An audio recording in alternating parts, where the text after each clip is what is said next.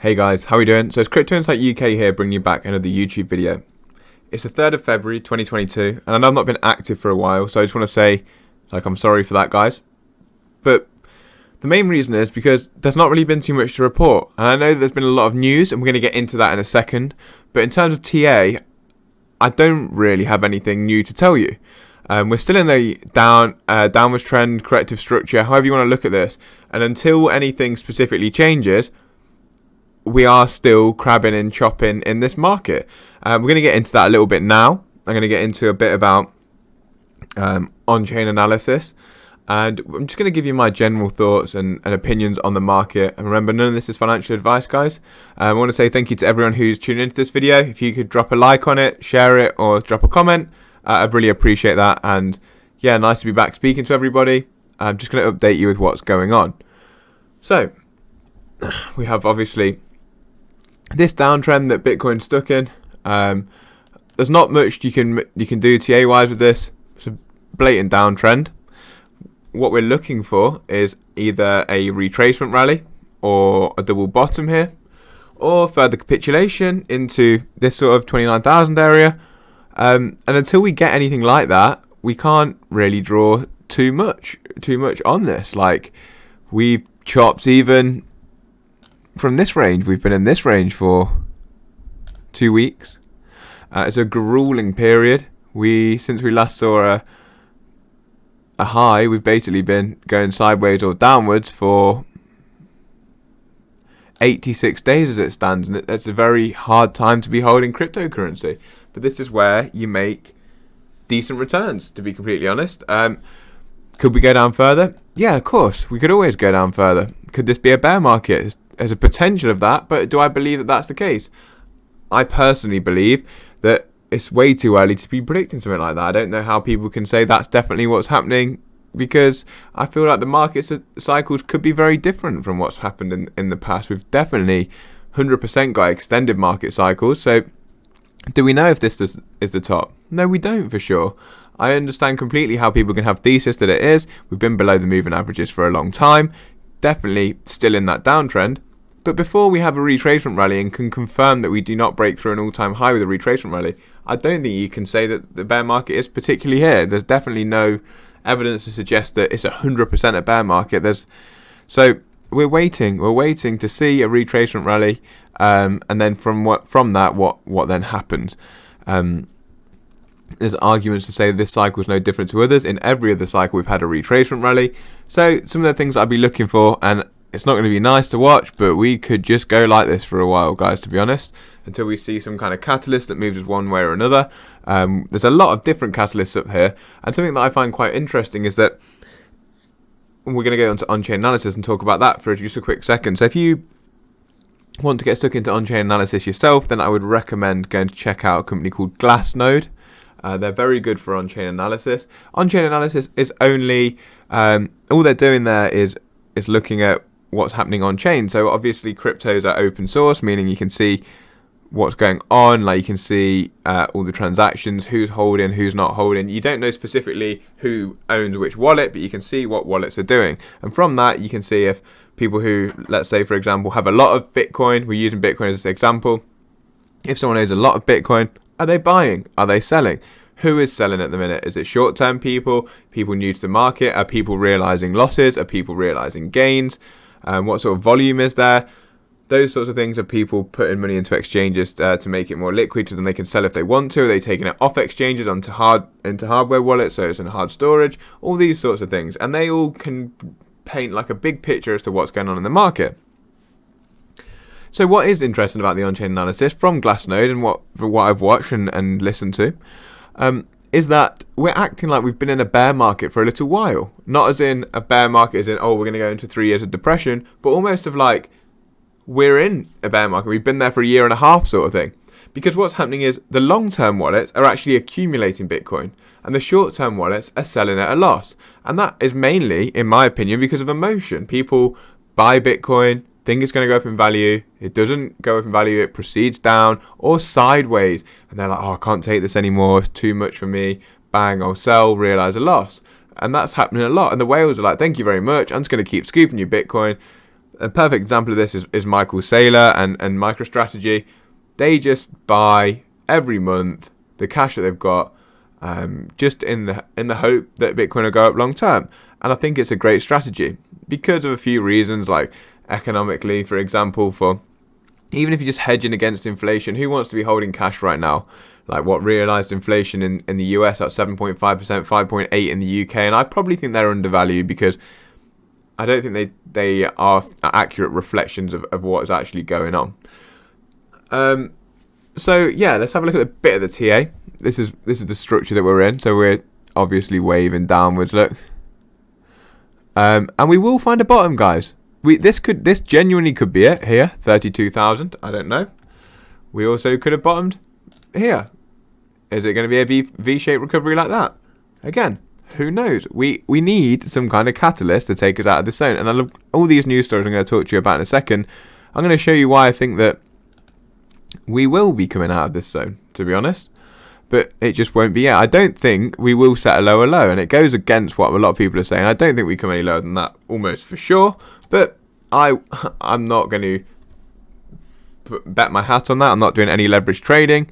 I'm literally just watching, because what we don't do in these situations, guys, is we don't say what we want to happen. We just watch the market, and whatever the market does, we then act appropriately from there. That's how we play this game. So, if, in my opinion, DCA into project, dollar cost average into projects that you think are undervalued. XRP has been undervalued for the last 4 years. No matter what anyone says about it, it has. In relation to the market, it's been undervalued definitely for the whole of 2021 almost. So it's definitely undervalued now at 50 cent. You've got to look at potential percentage return on investment. What are we looking at? Using Fibonacci retracements, the same tool we use for every other crypto. Using this Fib retracement, what are we looking at for XRP as a price target? Nothing's changed, guys. Absolutely nothing. We're reaching out towards these $13 mark, $13.50 at a very top. And if we just make what Bitcoin did, around the $11 to $12 mark. And ETH, you can see both of these. Let's get rid of this second fib that I just drew on. Look, the fib shows for Ethereum. That's not quite accurate. I think I probably ended up moving it a bit. Boom. The fib shows. Boom. And just make that accurate. The fib shows for Ethereum, we're out just below the 3.618. And for Bitcoin, just above the 3.618, as long as I'm not moving my fibs, because I got on my trading view on my phone and it moves the charts around all the time. So if we get the same equivalent move for XRP, which I think we will get, guys, by the way, we're between this, 11 to 13.50 sort of mark. That's what I've said the whole time. Nothing's changed. People say things to me recently like, oh yeah, you were wrong about XRP. I actually really don't think I am still. I've always said it moves last. Have we seen an alt season yet? No. Do we know if Bitcoin's topped yet? As I said, no. We're still waiting. If Bitcoin has topped, we will have a retracement rally, or we have in every other market cycle. And we can't bet that the market cycles have changed until we get confirmation on that. And until we get confirmation on that, we can't change our thesis. So our thesis is that XRP extends to Fibonacci extensions, as probably does Ethereum, guys. We're setting higher lows. Like we've set a low here, we've set a higher low here, and we are trying to retrace. And if we don't set a higher high, we will come up and retrace. It happens. The market doesn't go down in a straight line. It doesn't go up in a straight line. Just look. We've had this massive increase in price here for Ethereum, and then we drop. Find a support, go again, we drop. Find a support, are we going again, or are we coming down?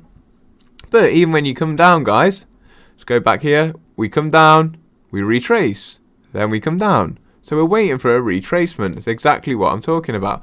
And I'll show you some more examples of that. In Bitcoin, for example, look, we had this long capitulation, retracement, capitulate, really try the retrace. We don't get out of there. We come down again, we retrace, we come down, we retrace, we come down, we retrace. So that's how it goes. But what's happened so far, guys? We haven't had a retracement yet. This isn't a retracement. We haven't reclaimed any moving average or anything. We've come down, we've took a slight bounce, Christmas time, and we've come down again. We haven't retraced. So we're looking for that retracement, and that is where things start to get interesting, okay? So that's what we're really looking for. But What have I personally done? I've been dollar cost averaging into some metaverse projects on the hope that we get some hype from Meta. Meta obviously published their stocks and shares today. Their stocks are 20% down, so that's brought down the prices of these different metaverse tokens. I bought some Litecoin, I bought some Dash, and I bought some QNT.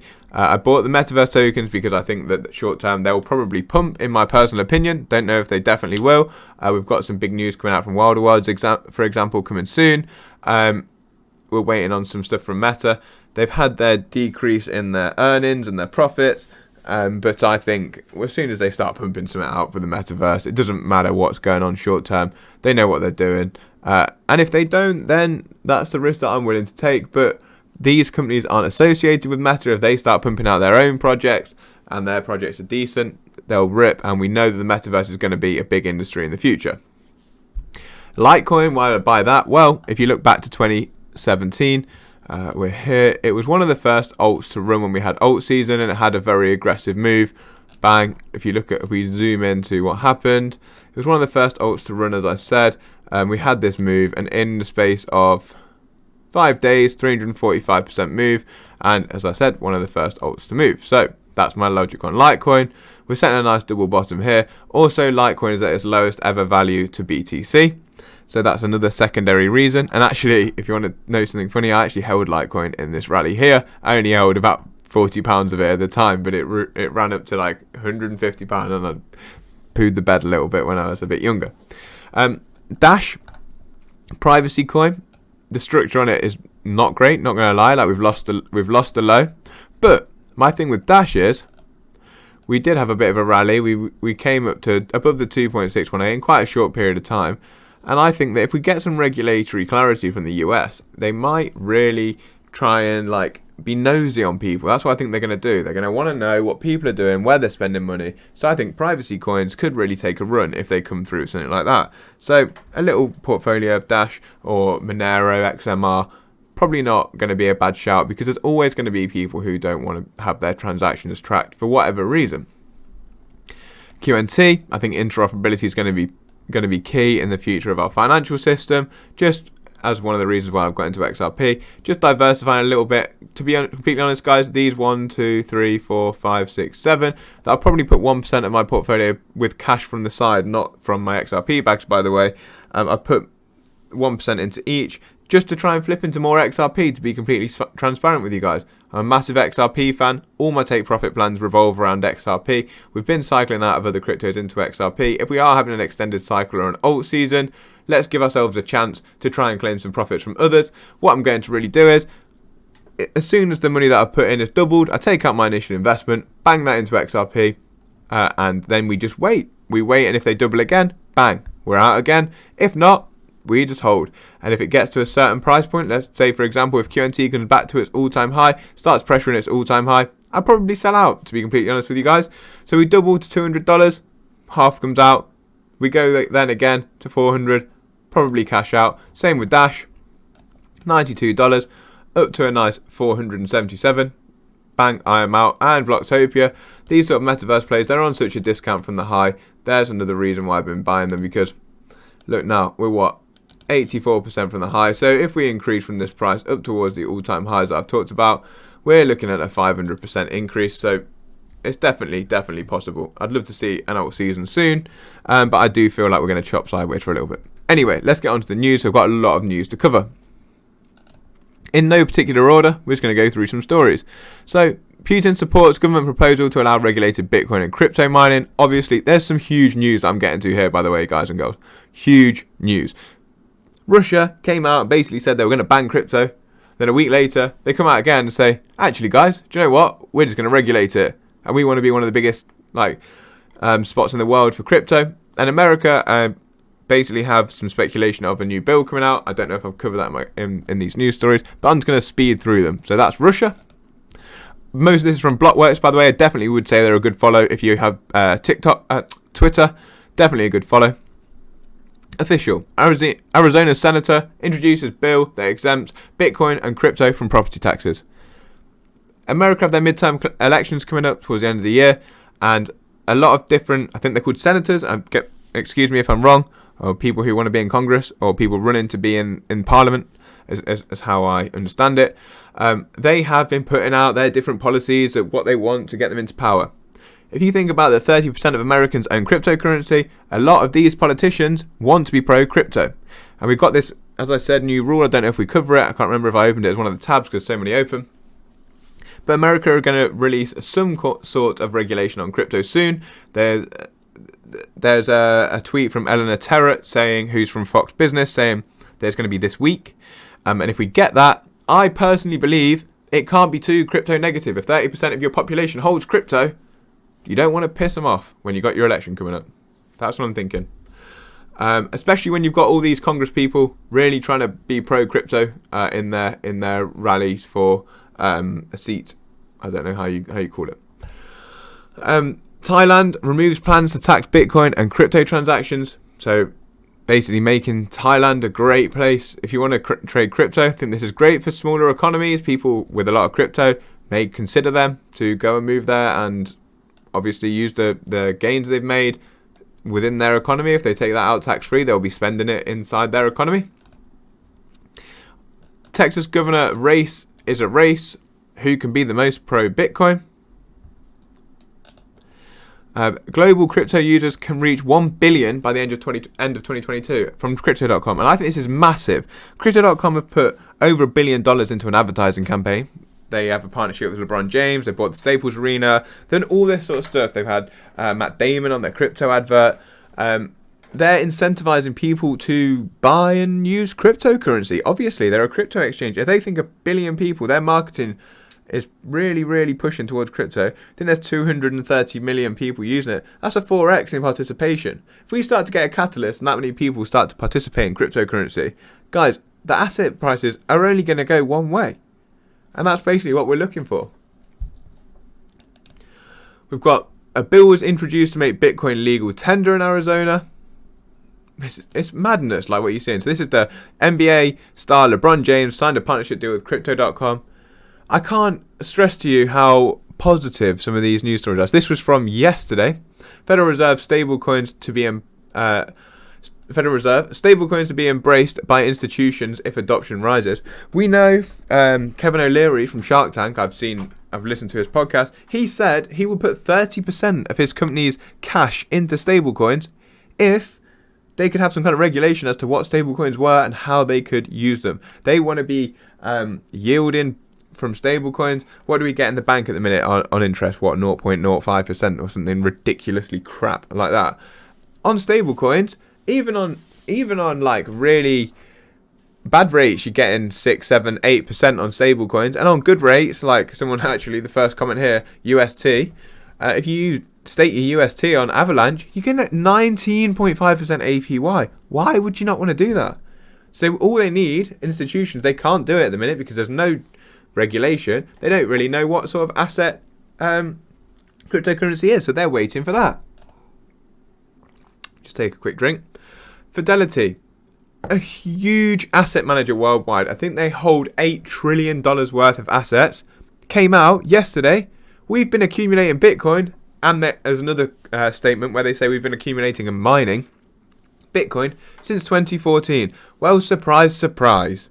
Who would have thought that? Let's be honest.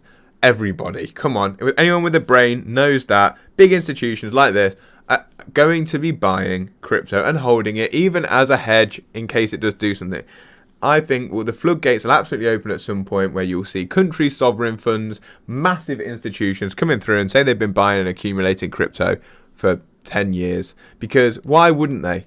Even if they think there's a 1% chance that crypto does something big in the future, they will have calculations that say they should have a certain percentage of their portfolio being in that asset class just to offset any chance that it could become something big. And it obviously is now becoming something big, so that it almost insurance for them hodling it from long term is going to be paying off right now. So Deloitte, okay, we need to go to this one first. So India to introduce 30% crypto tax, push out CBDC by 2022-2023. So India, hot and cold on crypto. They have been for a while. We're going to ban it. We're not going to ban it. We're going to ban it. We're not going to ban it. They've now just come through and said, look, we're going to tax crypto 30%. Any gains you make, I think they do 1% transaction tax as well. And we're going to put out a CBDC by 2022, 2023. And I think this is massive. India are going to be a massive, they're in a massive emerging market. Data's cheap. People are very proactive with technology. And then you've got this. 82% of Indians surveyed plan to invest in Bitcoin and crypto. That could represent an extra 15% of the world's population. I don't really get how we can have low market sentiment. I know that market sentiment revolves around price action, but the news is insane. The news is insane. Like, imagine these news stories 2 years ago. You'd be like, what the heck is going on? Now people just taking it in their stride. And if we are having sentiment of a bear market, and I don't mean that we're going into a bear market, because I don't agree the cycles are like that. I mean, if the sentiment and the analysis is showing that it's almost like we're in the midst of a bear market, and the price of Bitcoin, for example, is at $37,000, and that's the lowest maybe we're going to go. Maybe we go to 30,000, and that's our bottom. Imagine where the top's going to be. Imagine. So we're what? I don't know how much percentage of the population hold crypto, but let's say, I don't know, 5 to 8% of the world population hold crypto right now. There's a long way to go. There's a long way to go. And of those 5 to 8% who hold it, there's a lot of money waiting on the sidelines from institutions who aren't allowed to put that capital in. So it's a huge opportunity here when my advice, it's not advice, not financial advice, it's my opinion. Don't be scared by negative price action when the risk to reward is hugely positive for the long term. Don't get yourself footed out the market. Don't get yourself emotionally pushed out the market. If you're going to be doing anything right now, if you've got any faith in crypto long term, understand that it can always come down further. But also understand, even from this market cycle where the tops are, dollar cost averaging at these prices is just a biggest no-brainer for me ever. So that's just my personal opinion. Let me know what you guys think about that in the comments. Morgan Stanley, the metaverse is an $8 trillion market that will replace mobile internet. Completely agree with that. I completely agree. I think the metaverse will replace the internet in general. Why do you need the internet if you've got the metaverse? They're basically the same thing. The only difference is it's just more interactive. And that's what people, again, don't understand. Just the same way, the only main difference with crypto with fiat currency is it's programmable money, and that's all it is. Open source, programmable money that people can see where the transactions are going.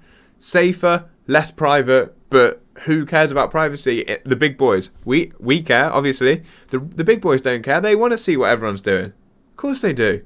It's going to make things more safe online. They don't want everyone to see their transactions, but they want to see what we're doing. Of course they do. So it's a no-brainer for them. They can advertise it to people, oh, you're going to save money. They'll unlock capital, and they can then see our transactions. So, of course, it's going to go that way. Publicly traded companies to convert salaries into Bitcoin via New York Digital Investment Group. That's another massive tweet. Companies going to start using NYDIG to pay people in Bitcoin.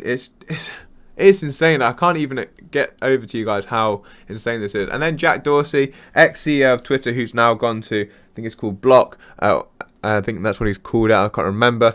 But he says, we're building a decentralized exchange to create on-ramps from fiat to Bitcoin. Basically, he thinks that the world reserve currency should be Bitcoin. I don't think I completely agree with that. I think there's a lot of fundamental issues with Bitcoin. You know that I'm a massive advocate for XRP. And one of the main reasons, I was talking to someone on Twitter about this today, one of my massive main reasons for being such an advocate for XRP is that we value everything in fiat, in money, right now. XRP is helping the people with all the money. Until we value crypto in other crypto or another asset class, I'm going to put my bets on where the value comes from. If someone says, okay, Bitcoin's at $33,000 a Bitcoin, we're valuing the Bitcoin in dollars. And until that valuation is not in dollars anymore, then I will not go against the banks who own all the dollars. It's basically my logic on this. And if you agree with that, I'd love you to hit that like button. If you don't, that's your opinion. I'd love to know it. Everyone, I hope you're doing well. I'm sorry that it's been a while since I posted some content. I hope you enjoyed this YouTube video. If you did, please give it a comment and drop that subscribe button, because I know a lot of you don't for some reason, because obviously his content's 10 out of 10. But anyway, guys, thank you for tuning in, and I'll speak to you on the next one. Peace up.